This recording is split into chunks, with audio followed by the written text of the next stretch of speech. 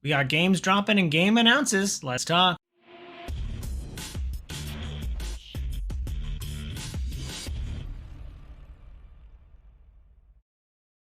What up, viewers? What up? What up? Calc Soups here, and today is Friday, April 28th, and that means it's time for a quick recap of the week in video game news. Like I said, we've got a game fresh off the shelves coming to you live. We've got Jedi Survivor, or as I call it, Baby's First Dark Souls, or the sequel to 2019's Jedi Fallen Order. It's finally here, and I am very excited for it. I have yet to pick it up. My collector's edition doesn't come till Tuesday, so I'm unfortunately going to have to wait to play it. But it's off to a great start the way I hear it. There is an 86 Metacritic from all the reviews. All the reviews are kind of saying that it's above and beyond the first one, which I already really liked the first one. So if they can just do that with more, I'm very excited about it. It sounds like from all the articles I'm reading, there's a lot of depth to it. There's a lot more features. There's a lot more to engage with. So, if you're playing Jedi Survivor for 20, 25 hours, which I think is longer than the first one, I'm very excited for it. So that's all the stuff I gathered on Jedi Survivor. I did watch I guess it's their attempt at a live action trailer, but it was funny with Cameron Monaghan and was being taught how to be a Jedi by Mark Hamill, and it was a pretty funny, tongue-in-cheek kind of way. And then I also saw a video this week talking about refreshing on the game from 4 years ago, refreshing yourself on what happened in Jedi Fallen Order, which I haven't played since like the month after it came out. So yeah, it's been a while for me as well. So if you need a refresher, I'll have a link down below in the description. But I'm very excited for Jedi Survivor and looking forward to playing it sometime soon. Speaking of games I am excited to play, I'm very excited for Tears of the Kingdom, which is just around the corner, coming out in less than 2 weeks. And a couple articles I saw this week talking about some quality of life improvements for the game. One of which, and most importantly of which, was a cookbook or a recipe book in the game, so that when you mix two, cooking was a very prominent part of Breath of the Wild, and so when you mix things together, you didn't always remember what you would use to mix together to make like that really good dish that helped you with some stamina or extra hearts or anything like that. So now you'll have a kind of a built-in system that you can go and look at recipes to make sure that you're cooking the correct way. So pretty good quality of life improvement there, above and beyond what they'll already be able to what people also already be able to do with all the freedom that they'll enjoy with all the mechanics that are in the game. So very much looking forward to Tears of the Kingdom, and kind of makes me want a physical recipe book, which they probably have done and I've talked about, but I gotta double check on whether or not I have a Zelda cookbook lying around somewhere. Another game was announced this week, or big game was announced this week, From Software's Armored Core game, Armored Core 6, was announced this week, and it is launching on August 25th. So just a few short months away, and is probably the second biggest game that we know is coming in the second half of the year, with a confirmed release date behind Starfield. And yeah, I'm curious what, how big of an impact this will have on the games industry. But, and it wasn't tied to an event, so they just kind of said Armored Core releasing this August. So pretty cool to see that. I think I and a lot of other people are really curious how the Dark Souls combat will play in effect, how hard the game will be. And also just personally, watching the trailer gave me a lot of Nier vibes, just with the big mechs walking around and the desolate areas and some of the bullet helly fights. It just kind of gave me a little bit of a Nier vibe as well. So let me know if you feel that as well down below. Moving right along, Funko, that makes all those popular fun little vinyl figures that you have on your shelf or all of your coworkers have at their desks, is making a game. They're making a big old IP mash game called Funko Fusion, and I'm calling it Licensing the Game because they're licensing a lot of IPs to pull this together. I think in the 2-minute trailer or something, there's Back to the Future, there's the Umbrella Academy, there's Jurassic Park, which means they have like the Universal stuff. There was a couple others. There's like The Thing, which I'm curious who the IP holder is on The Thing. It might be Universal, just based on we saw a lot of Universal stuff, but like Umbrella Academy is Netflix, and plus or minus the comic book holder. So, and I know Funko's always had like a weird way of like they have the maybe the toy license, but not necessarily the game license. So I'm curious how the licensing works on this game as well. But big old Funko Fusion mashup that you can check out. I'll have a link down below to the trailer for that. Let me see. Let me know if I missed any IPs. Those are all the big ones that I could kind of catch. Microsoft has finally been blocked from their purchase of Activision.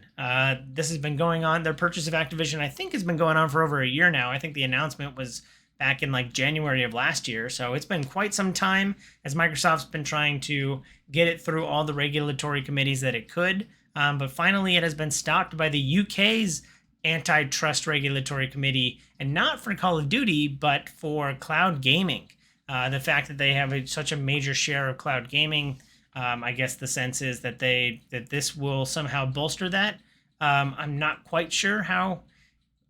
Activision, I don't think has any kind of like cloud. I guess the Blizzard portion, having like a Blizzard launcher, somehow, yeah, I didn't quite understand all of like how they did it, but they justified it with that it wasn't the purchase. It wasn't like them getting control of like Call of Duty. It was the fact that their dominant control over cloud gaming, and that buying Activision Blizzard will give them even more control, which I don't quite understand how content makes them a bigger shareholder of cloud gaming, but that was the justification. So let me know what you think of it down below. Over 1 million people have already started to explore downtown LA in the post-apocalyptic zombie game Dead Island 2, including myself. I'm very excited. I did play several hours and enjoy my time playing Dead Island so far. And yeah, some people have started to already speculate whether or not 1 million copies was worth the 10-year dev cycle that we had on Dead Island 2. I doubt that's what they need to recoup their losses, but very excited to see that it's off to a good start. So yeah, I can count myself amongst one of the 1 million people that purchased it in the first week. So excited for that. Speaking of Activision, Call of Duty, there is a Call of Duty game coming out this year, but not where you expect. It's not coming to a console near you. It's coming to a tabletop near you. Yep, Call of Duty is making a board game. I'm not quite sure how you turn a first-person shooter into a isometric board game, but that's what they're doing.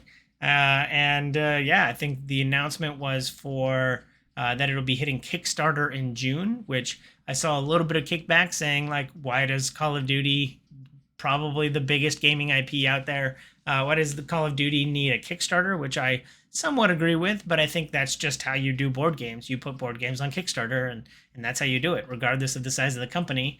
If people want the Call of Duty board game bad enough, they'll back it, and then they can put it on retail shelves. I just think that's the way that big company, that any company launches a board game. That's just industry standard. So while it doesn't make sense, Activision has all the money in the world, as they're being purchased by Microsoft that has all the money in the world. They could technically just release this out and front the cash, but they're assuaging a little bit of risk by putting it on Kickstarter and seeing how much interest they can drum up. So yeah, that's what they're doing, and I might actually, depending on what I see in the board game, which we only saw like a 30-second teaser that just said Call of Duty, had a bunch of bullet sounds, and then said, coming to Kickstarter. So we don't know too much about what the gameplay will be like, but very curious to see what they do. And as I sit here with my Deep Rock, there it is, right there. While I sit here with my Deep Rock Galactic board game, I'm very excited about video game IPs that I can play on tabletops. So I am looking forward to see what's going on with the Call of Duty board game. But moving right along, now that Mario is old news as far as Lego is concerned, they're moving on to a slightly different but quite adjacent IP. They will be bringing Donkey Kong and Donkey Kong Country to Legos. So we got to see what those will look like this week. And pretty interesting stuff there. But I actually think that the Donkey Kong stuff will do a little bit better. I think sentiment for the Mario ones were low. I don't know how sales actually turned out for the Lego Mario stuff, but I heard a lot of negative things about as far as like social sentiment on it. But now they've got Donkey Kong and they can move on to Donkey Kong. So I think this will actually be a little bit. I don't know. I feel like it's going to do a little bit better than potentially the Mario ones did, and maybe they'll interact, which I actually didn't think was that good in the Lego Mario stuff. But I digress. A group of saints, modders, has taken on the Herculean effort of bringing voice acting and voiceover work to the game Hollow Knight.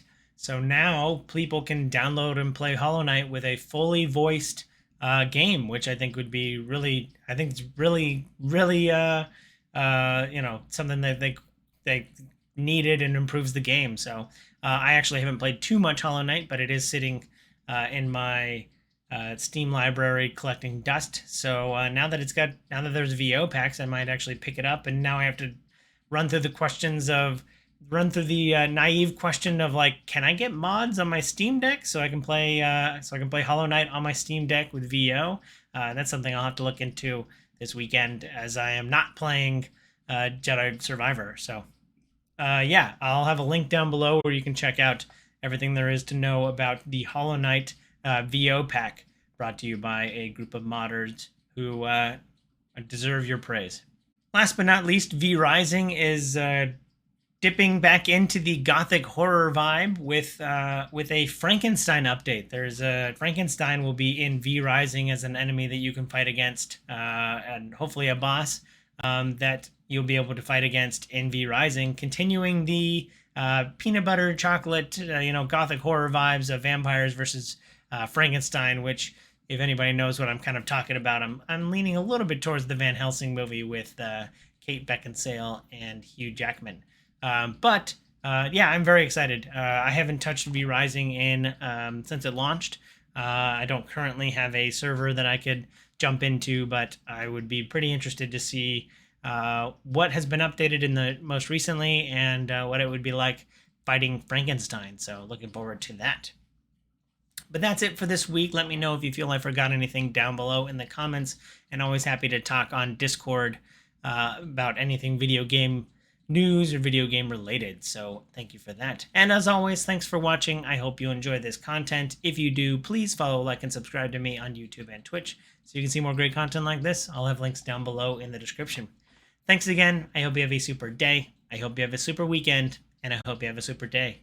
Bye!